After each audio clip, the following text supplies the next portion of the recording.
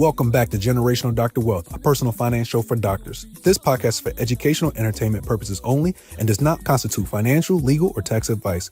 Always consult your own professionals. 4 different treatment plans, so 4 different patients, because we know they have 4 different kind of underlying comorbidities. But when it comes to our financial life, we only have one sinking fund that we don't really know what exactly the purpose is. I'm just putting funds away for a rainy day.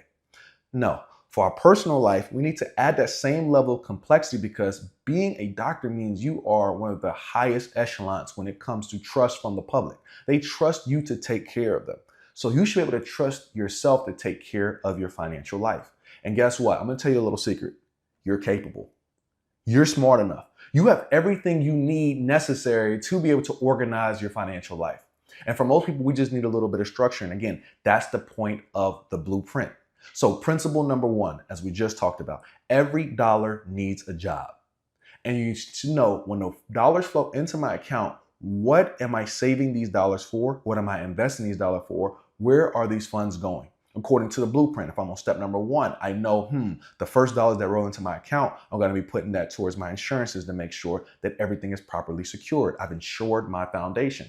If I'm in step number 5, I know every dollar that rolls in at that point, I'm making sure that I'm maxing out all my accounts to make sure I'm building wealth while whatever other plan is planning is actually working simultaneously. For instance, if you want to buy a practice, what I hear sometimes is, should I pause investing to be able to save for a future practice? I say no, because you never know how long it's going to take you to actually get into your practice or your practice to get to a point where it can actually take care of you. For most people, it's going to take at least a year and a half. And if you're in a more densely populated metropolitan, it might take 3 to 5 years. So pausing, saving into step number 5, invest for 5 years could be an absolute wreck to your finances in the long haul. And we want to make sure we avoid that. And that's why step number 6 is where it is. And that's why principle number 1 is make sure every dollar has a job. Did I buy too much car? Did I buy too much house? So the thing about a sinking fund is when you have those funds set aside, it stops you from overspending. It actually gives you the freedom to be able to enjoy what you're purchasing. Because we have our vacation sinking fund that's inside of our personal sinking fund, when it's time to go on vacation, we don't even think twice about it. We're not stressed at all because we know we have saved for this event and we should enjoy it. Because what's the point of actually working and earning income if you can't enjoy it when it's time to enjoy it? See, now if you go on a vacation prematurely and you have not saved the funds, now you're on a vacation, you're supposed to be relaxing, but you're thinking about the credit card bill that you're going to come home to. But by having the sinking fund in place, it gives you the clarity of mind to be able to enjoy the experience. If you know you are a big gift giver and during Christmas time, you give out loads and loads of gifts, that is a perfect way to think about, maybe I should add gift giving within my personal sinking fund. So I know when it comes Christmas time or birthday time, I have the funds necessary to be able to give to my nephews, my nieces, my brothers, my sisters, my spouse. This is a way to prepare for those future expenses today and be able to spend guilt-free. See, one of the issues I have previously when it came to finances was not spending enough. I was more of a saver, invest. But by creating these sinking funds, it actually gave me the freedom to now be able to spend guilt-free. By having the funds set aside into these different accounts and already knowing I've done step number 1 through 5, I'm investing properly, the excess funds are set there now for your enjoyment without you having to think about, are these going to the right place? See, the thing about guilt-free spending, the only way to truly do it is number 1, to ignore the fact that you shouldn't be spending altogether. Or number 2, which is the more optimal way, is organizing your spending so you can do it how you want to, when you want to. See, your money is here to serve you, not you serve your money. If you've been listening to the show, you probably heard us talk about the Doctor's Blueprint, the 9-step framework that helps doctors go from 6-figure debt to financial freedom. But a lot of listeners have asked the same question. How do I apply this to my own situation? That's exactly why we created the Dr. Wealth Blueprint Plan. It's a personalized financial roadmap designed specifically for doctors. We walk through your entire financial picture, your debt, insurance coverage, saving strategies, investment plan, and long-term goals, and then turn it into a clear step-by-step plan based on the doctor's blueprint. If you're interested, just text the word blueprint to 704-336-9313, and we'll send you the details and application. Again, that's Blueprint to 704-336-9313 to learn more about the Dr. Wealth Blueprint Plan. The only way for you to do that is for you to tell your dollars where they go. And that's why principle number 1 is every dollar needs to have a job. And principle number 2 is sinking funds reduce guilt, because you have assigned every single one of your dollars a job and you know exactly where they should be and what they should be doing. And that's why I love that for everyone out there, to make sure the sinking fund is used in a way to be able to give yourself freedom of mind instead of closing you to the creativity that already lies within you. Believe it or not, spending requires creativity. And the only way to truly tap into the highest levels of your creativity when it comes to spending, and that could be investments, that could be in gift giving, that could be in anything.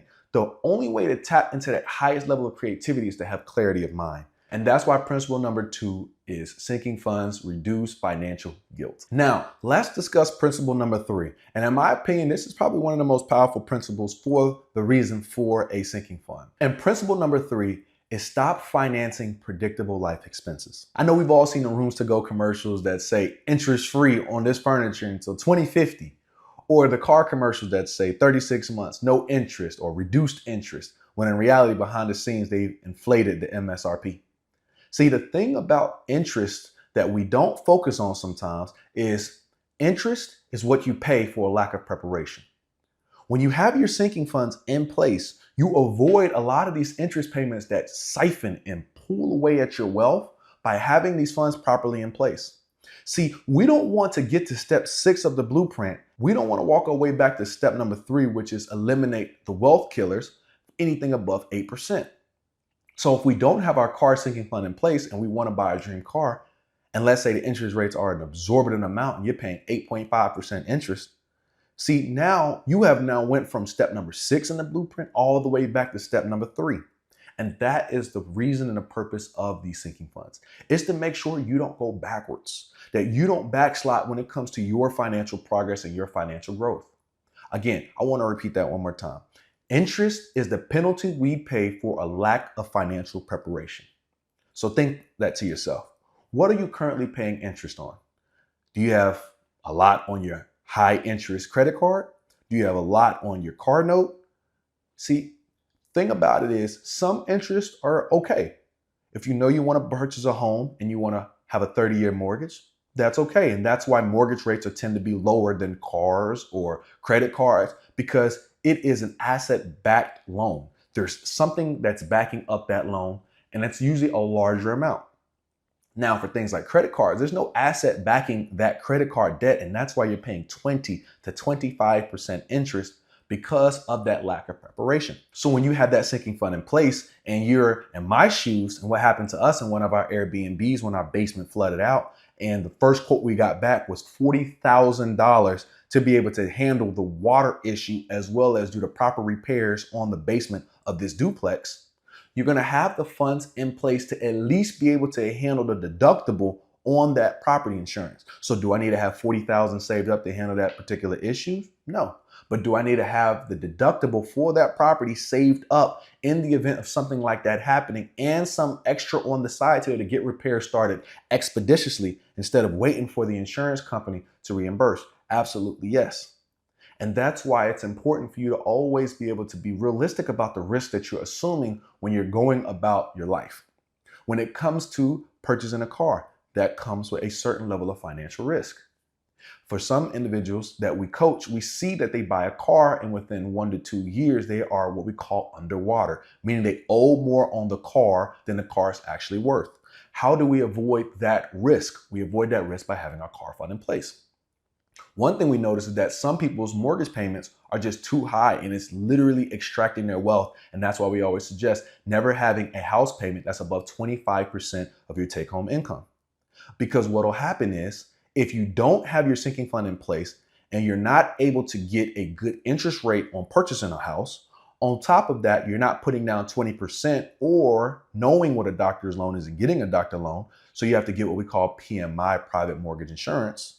Between those two right there, you might have a home that you can actually afford, But by paying extra interest on the home, as well as paying PMI, a home you once could afford might be priced out because we don't have the cash in place necessary to do what we need to do, or the necessary information to get a doctor's loan, which for physicians, dentists, and veterinarians often can provide you no money down to 3 or 0.5% down on a home. See, these are the kind of things we have to know when it comes to our sinking fund. We got to know when to use it and when to keep it. If we know that there's a product available for us to be able to help us preserve our capital, we need to use it strategically. See, those are two larger expenses, but let's go into some day-to-day expenses that a lot of us can relate with. The vacation, the last vacation you went on, think to yourself, how did you pay for that vacation? Was it on your credit card that you had the cash to pay off as soon as you used it with the credit cards to maximize your points? Round of applause for you. Now, if you use a credit card and you did not pay it off and you're still paying off that credit card today, that's not a good way to use it. See, that's the point of the sinking fund. You have the cash set aside so you can still do the things you want to do, but it helps prioritize what comes next. Where does your next paycheck flow to? Where does that next dollar go to? So if you take nothing else from this principle, think to yourself the next time before you take on interest, that interest is the price we pay for a lack of preparation. And most of the credit card bills that we are paying are usually stemmed from something that was completely avoidable and predictable. That leads us to principle number 4. I've already touched on it a little bit earlier, but I'm going to repeat it for those to make sure we really bring it home. For doctors out there, you want to make sure you have these 3 sinking funds at the very least. That is your personal sinking fund, that's your business sinking fund, and that's your investment sinking funds. Remember, your personal sinking funds are for expenses that are usually less than 2 years out and they are personal to you. Now remember, your business sinking fund is usually for expenses that are 2 years out or less and they pertain to your business. So you may not own a practice, but you are a practice. Your skill set that you bring on a day-to-day basis is needed where you go. Then that takes us to our last investment sinking fund. This is where you're able to now get ready for things that are coming in the future, but you have more time. These are the funds that are not going to be strictly sitting in cash or in a high yield savings account, but you're going to put this into a vehicle that can go a little bit faster. At the very least, you're going to be putting this to a high yield savings account or a CD. At the very best, you're going to be putting this into the actual market for it to bring you back a higher return, with the understanding that anything extra on top of what I put in is just gravy on top of the cake. I don't expect any extra, but if I get extra, perfect. And when those extra funds flow in, just like we talked about in 2025, the stock market rose nearly 18 to 20%. Those excess funds that you have can now continue to grow inside of that sinking funds for future expenses. That's why I like to call this one investment, but also my opportunity fund. See, this is where the kids 529 is going to sit. This is where your future home down payment is going to sit if it's over 2 years. See, the investment or the opportunity sinking fund tends to be the largest of the 3 when it comes to actual monetary value. And it's because the future long out expenses tend to be larger in nature. So you want to make sure you're not just keeping all those funds sitting in cash, but you're also making it work for you. And that's why I keep saying step number 6 and step number 5 are really close cousins, because you're going to learn how to use your sinking fund and invest it in a way that's responsible. So when you need it, it's actually available to you. That takes us to principle number 5. Freedom is not just saving, it's strategically planning. Money doesn't just solve problems, but it gives you the chance to say yes to opportunities. See, now by having that third sinking fund, which is your investment funds, it also gives you the kind of flexibility necessary to say yes. If you know in the future, maybe I want to buy a dental practice, or maybe I want to go on my own and create my own medical practice or my own veterinarian practice, by putting funds into your investment sinking fund, which is strategically invested for a long-term horizon. Let's say somebody approaches you tomorrow and say, hey, you know what? Because of these different scenarios, I need to sell my practice quickly and I need to move into retirement. I'm willing to sell it to you for half of what it's worth. If you need to go through all the different channels for a loan, or you need to go through all the underwriting necessary, you might lose out on an amazingly good deal and to be able to help somebody who's in a time of need. By having the funds inside of your investment funds already lined up and ready to go, you can now have the opportunity to step into a great chance to be able to grow your professional and your financial future. See, that's the thing. The funds that you have inside of these sinking funds are not just for saving and taking care of emergencies. It also puts you on the offense. It puts you into an offensive position. So when things come your way, you don't just have to wait for things to happen, but you can make things happen. If the dream car you've always wanted, they have a crazy sale on it. Like y'all remember when we had the tariffs and a lot of car companies were saying, you know what, due to tariffs, we're going to offer you special pricing that are employee only type pricing. That might be the opportunity for you to get the car of your dreams for 15 to 20% off of MSRP if you have the funds already saved up. See, the thing about it is when opportunities come your way, you can actually use your investment sinking fund as a way to be able to sort through the opportunities that are presented to you. See, now, if somebody approaches me and say, hey, you know what? I have a candy store that is up for sale and I'll sell it to you for 25% off because I need to sell it quickly. I can easily sort through, what is my investment sinking fund for? Does what this person's offering me match what this investment sinking fund is for? If the answer is yes, then I'll evaluate it and do my own financial underwriting and possibly purchase that candy shop. Now, if it does not align with what I have as my criteria for my investment sinking fund, I can easily and without effort say, you know what, it's not a great opportunity for me, but I'll keep an ear out for somebody else who it might be a great opportunity for them. See, what happens is as doctors, we get so much presented to us and we don't know what's a good investment or a bad investment. And believe it or not, the difference between a good investment or bad investment, yes, is the kind of return that it gives, but that's not the only criteria. What you mean to purchase or what you mean to invest in also defines what's a good investment or not a good investment. If you know you hate real estate, it doesn't matter how great the chance or the opportunity is, you should not be investing in real estate outside of your primary residence. So let's say you absolutely hate real estate and you don't want to own any type of investment real estate, then perfect. If somebody offers you a syndication deal to be able to purchase into, let's say, 20 or 40 different apartment complexes, you can easily say, you know what, that's not the kind of investment that fits my portfolio, but I'll keep an ear out in case somebody I know is interested in that. And instead, you can focus on making sure you own your primary residence or the building in which your practice operates under. And outside of that, you don't worry anything else about the real estate. See, that's the thing. This investment fund helps you keep focused on what you actually want to focus in and not being dragged into investments that you are not interested in or don't believe in altogether. That takes us to our sixth and final principle on sinking funds, and that's automate, automate, automate. Do not rely on your mind to remember to put money into these accounts. Put everything that you possibly can on automatic draft, automatic payments, so you don't even have to think about it. Hello, I'm Jonathan with Team Financials, and here at Team Financials, we make filing simple, accurate, and stress-free. Tax season does not have to be stressful, and we are here to make it as simple and stress-free as possible for you. Whether you need help with your personal tax return or your business owner looking for expert tax preparation, our experienced team is here to guide you every step of the way.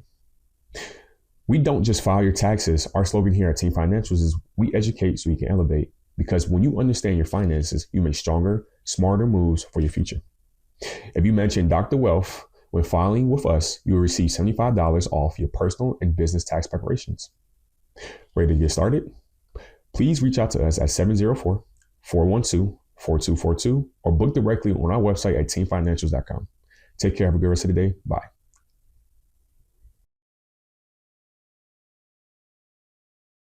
Life is busy enough. Don't add the fact that you need to put $250 into your personal sinking fund a month to all the things you need to think about on a day-to-day basis. Instead, have it automatically drafting from your accounts, so when the money hits your account from a paycheck, it's already being pulled out and is being put into that rainy day fund. Because one of the best feelings is when you stop looking at your bank accounts and you wake up one day, you look at how much is inside of my investment sinking funds, and you see an extraordinary amount that you never expected.